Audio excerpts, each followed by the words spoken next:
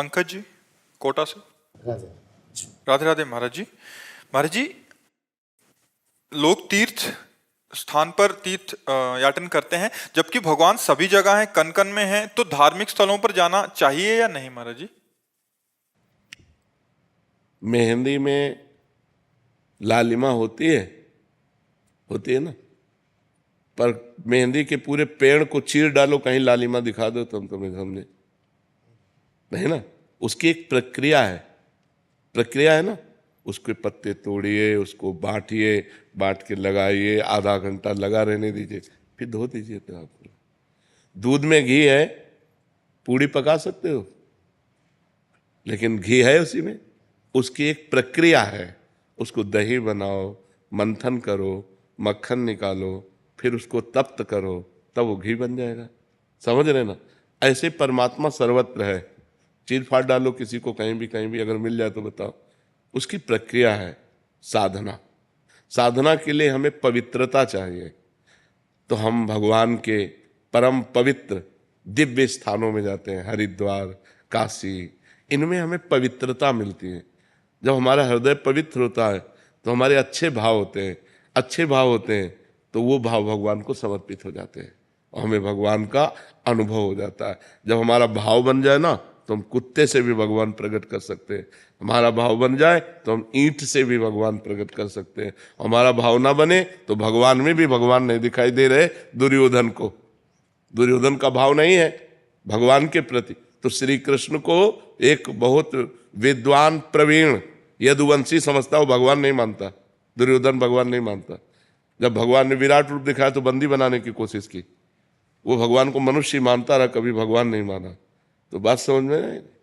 ये जो तीर्थ बने हैं ये पावर है, अध्यात्म के पावर है।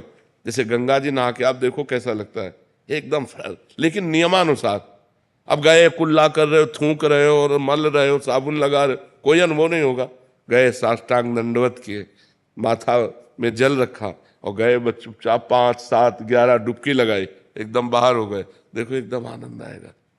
वृंदावन आए हो, परिक्रमा लगाओ, बिहारी जी के दर्शन करो, किसी का दिया हुआ कुछ खाओ मत, रजरानी लगाओ, नाम जप करो। जब जाओगे तो एक अच्छा अनुभव होगा, एक आनंद अनुभव होगा। अब यहीं आओ, इधर उधर सब गंदगी करो, तो जब जाओगे तो कुछ हाथ नहीं लगेगा। ये परम पवित्र स्थान बनाए गए हैं कि हमको अध्यात्म का सहयोग मिले, हमारे जो गलतियां हो गई, पाप हो गए, वो नष्ट हो जाए। भगवान सर्वत्र है, पर जैसे दूध में सर्वत्र घी है, दूध से काम नहीं चल सकता, उसका प्रक्रिया। तो ऐसे प्रक्रिया का मतलब साधना।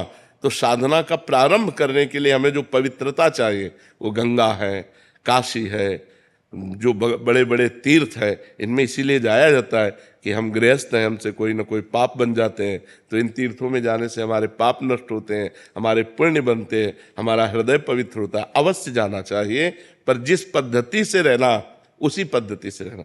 हर तीर्थ में एक दिन उपवास करना चाहिए। अगर 3 दिन वास करे तो एक दिन उपवास करना चाहिए, दूसरे दिन फलाहार करना चाहिए, तीसरे दिन अन्नाहार करना चाहिए। एक दिन तो प्योर पूरा ऐसे जल पे रहना चाहिए, या ऐसे कष्ट सहना चाहिए तीर्थों में जाकर। एक दिन उपवास करो, वृंदावन की परिक्रमा करो, बिहारी जी के दर्शन करो, यमुना स्नान करो, यमुना जी के पास बैठकर नाम कीर्तन करो, नाम जप करो, ये कमाओ। जो तीर्थ स्थानों में परम पवित्र भाव कमाए जाते हैं वो एक, लेकिन बड़ा विचित्र है। यमुना किनारे भी बैठकर गंदी बात करेंगे, यमुना किनारे भी बैठकर गंदी क्रियाएं करेंगे, इधर उधर सब गंदी बातें करेंगे, तो धाम का फिर लाभ कहाँ मिल पाएगा। तो समझ पाते हो, जरूर जाना चाहिए। तो महाराज जी, जैसे इतने बड़े बड़े तीर्थ स्थल है, कभी कभी वहाँ पे अनहोनी हो जाती है, इंसान भगवान को पाने जा रहा है। आप हमारी बात सुनो। अनंत जन्मों से भटका हुआ जीव, शरीर तो छूटना ही है, राइट टाइम है शरीर का। और अगर वो हरिद्वार में शरीर छोड़ता है, वो वृंदावन में शरीर छोड़ता है, काशी में छोड़ता है, तो उसे भगवान की प्राप्ति हो जाएगी। कितना बढ़िया लाभ मिला। शरीर तो छूटना ही था, लेकिन शरीर ऐसी जगह छूटा कि भगवान की प्राप्ति हो गई। तो इसमें लाभ हुई कि हानि हुई? लाभ। हाँ, तो हमें नेगेटिव नहीं सोचना, हमें पॉजिटिव सोचना है। काशी है, वृंदावन धाम है, हरिद्वार है, गंगा का तट है, यमुना का तट है, इनके किनारे प्राण निकलते हैं तो जीव की उत्तम गति होती है। प्राण तो निकलने थे, लेकिन यहाँ निकले, ये उत्तम गति हुई। जैसे आपके 100 रुपया जेब से बिहारी जी के सामने कट गए तो निश्चित मान लो करोड़ों का नुकसान होना था। आप वृंदावन आए तो धाम की कृपा से मात्र 100 रुपये में वो कार्यक्रम हो गया तुम्हारा। अब अगर तुम पॉजिटिव नहीं सोचते तो निगेटिव सोचकर चलोगे, तुम आए ना तो तुम्हारा मंगल हो गया। करोड़ों का नुकसान भगवान ने 100 रुपये में निपटा दिया। या ठोकर लगी, थोड़ी चोट लग गई, बहुत बड़ी हानि थोड़ी सी चोट में निपटा दी। उसे हम निगेटिव क्यों सोचे, उसे हम पॉजिटिव सोचें। जो सत्य है, जो सत्य है, ये परम सत्य है, कोई बहानेबाजी नहीं, ये परम सत्य है। एक दो मित्र थे, एक जब सयाने हुए तो शराब पीने लगे, गंदे आचरण करने लगे, वैश्यागमन, जुआ खेलना, शराब पीना, ऐसे सब। और एक था रोज गंगा नहाने जाना, भजन करना, शास्त्रों का स्वाध्याय करना। तो बहुत दिनों के बाद दोनों मित्र मिले, दूर से देखा वो गंगा नहाने वाला आ रहा है और उसने देखा कि वो हमारा मित्र जो भटक गया गंदे आचरणों में वो आ रहा है।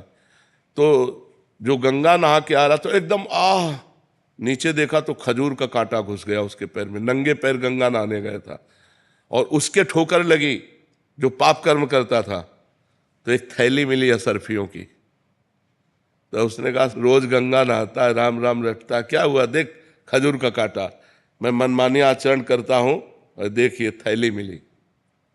उसको लगा यार कि हम इतना संयम नियम से चल रहे हैं, हमें खजूर का कांटा इतना बड़ा होता है, इसलिए आज से मैं गंगा नहीं नहाऊंगा, भगवान का भजन नहीं करूंगा। तो जब किसी को संशय हो जाता है तो भगवान धर्मात्मा पुरुष का संशय निवृत्त करने के लिए कोई न कोई रूप धारण करते हैं। चाहे वो ग्रंथ रूप मिल जाए या कोई संत मिल जाए, तो भगवान एक संत के रूप में आए और कहा बेटा तुम्हारे कांटा लग गया क्या, लाओ मैं निकाल दूं, तुम भगवान का भजन करते हो इसलिए तुम धन्य हो। तो उनका अब ये सब बातें हमको मत बताओ कि धन्य हो, धन्य वो है। तब उनका बेटा तुम्हें उसे पूर्व जन्म की बातें याद नहीं है, तुम्हारा पूर्व जन्म में इस समय तुम्हें सूली की सजा मिलनी थी, खजूर के कांटे से इसलिए निकल गई कि तुम गंगा नहाते हो, नाम जप करते हो, और इसे चक्रवर्ती सम्राट होना था। और ये अपने पाप कर्म करके बस ये आखिरी थैली है, ये जहां भोग लेगा तो इसको दुर्गति प्राप्त होगी और तुम्हारा ये कांटा ही आखिरी है, और ये जहां हटा, इसकी पीड़ा हटी तो तुम आगे परम धाम को परम लाभ प्राप्त करोगे। तो कभी कभी वर्तमान की घटनाओं में हम लोग भगवान पर अश्रद्धा कर लेते हैं, पॉजिटिव बात हम सोचे, नहीं तो हमें भगवान की इस मंगल में विधान में अश्रद्धा हो जाएगी, नहीं हो जाएगी।